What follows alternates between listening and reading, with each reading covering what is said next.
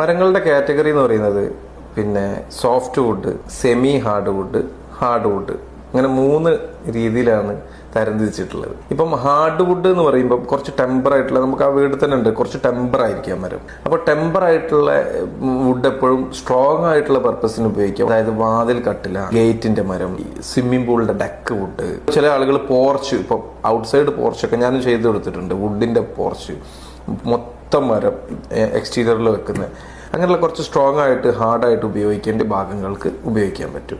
ഇപ്പോൾ സെമി ഹാർഡായിട്ടുള്ള മരമാണ് നമുക്ക് ഇന്റീരിയറിലൊക്കെ ഫർണിച്ചർ, ഡോറ്, അങ്ങനെയുള്ള സംഭവങ്ങൾക്കൊക്കെ ഉപയോഗിക്കാം സെമി ഹാർഡായിട്ടുള്ള മരം. പിന്നെ സോഫ്റ്റ് ആയിട്ടുള്ള മരമാണ് ഡെക്കോർ ഐറ്റംസുകൾ, ഓരോ ആർട്ട് വർക്ക്, ഇങ്ങനെയുള്ള കുറേ സംഭവങ്ങൾ ഉണ്ടാക്കാനൊക്കെ വേണ്ടിയിട്ടൊക്കെ ഈ ഡെക്കോർ ഐറ്റംസ് ഇതിനൊക്കെ വേണ്ടിയിട്ട് നമ്മൾ എന്ത് ചെയ്യും, സോഫ്റ്റ് വുഡുകൾ പ്രിഫർ ചെയ്യാറുണ്ട്.